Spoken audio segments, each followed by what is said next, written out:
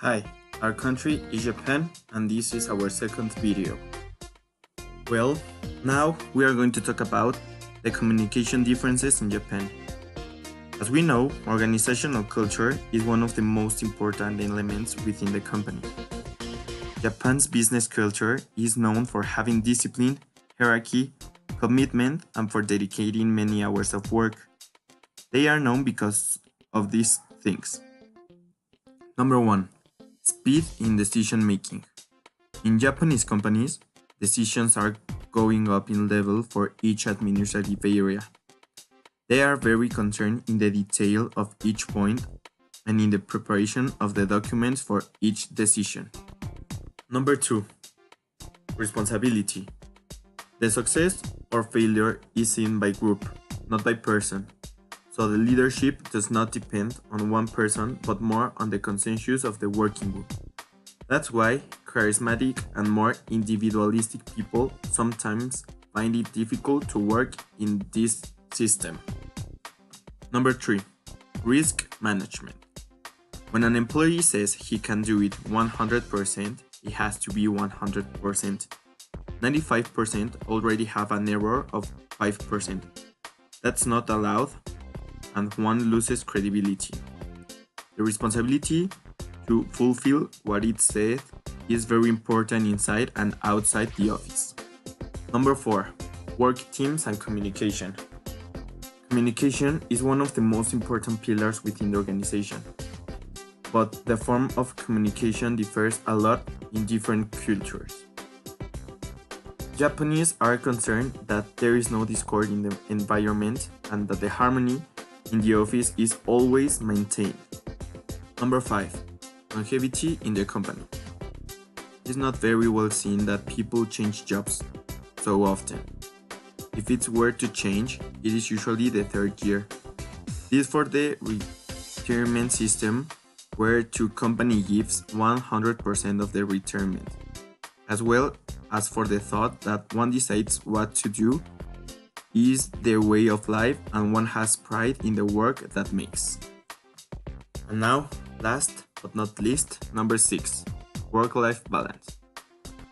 For many Japanese, work is the center of life because since medieval times, people were chosen a job they will do all their lives. The Japanese have to plan cautiously the time to be able to have more life in family and in private. Now, negotiation styles.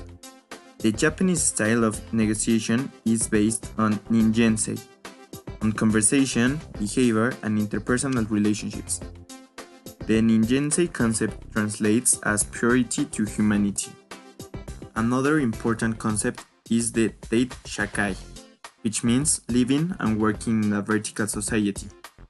This is one of the most important differences between the Japanese and another style of negotiation. Shini, that means intuition.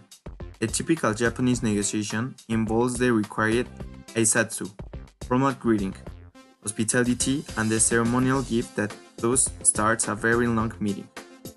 This serves to establish a harmonious relationship between both parties, which is very important to them. And wa, that means keep harmony. To maintain superficial harmony, the Japanese avoid saying a direct no, using another ways of expressing their negativity. Japanese negotiators politely communicate the taitmei while avoiding to offend but with an informative tone. Now, business protocol of a country. The Japanese monarchy is the oldest in the world, approximately 660 before Christ. This explains and justifies that the Japanese have very rigid customs and it's probably the most formal culture in the world. The treatment is very formal. People are called by their last name, preceded by Mr. or Mrs. When the person is already known, the suffix san, means Lord, can be used after the surname. You should never use proper names. Professional cards, meishi, are essential. To deliver them, you have to use both hands so that each thumb holds a corner of the card. No annotation should be made in them. In commercial relationships, the custom of dining in restaurants or going to karaoke bars is widespread. You have to let them invite yourself. And last but not least, they are very conservative in the way they dress. Dark suits, white shirts, ties with few drawings. At business meetings, you should not wear flashy clothes or casual wear unless it is fashionable. Thanks for watching.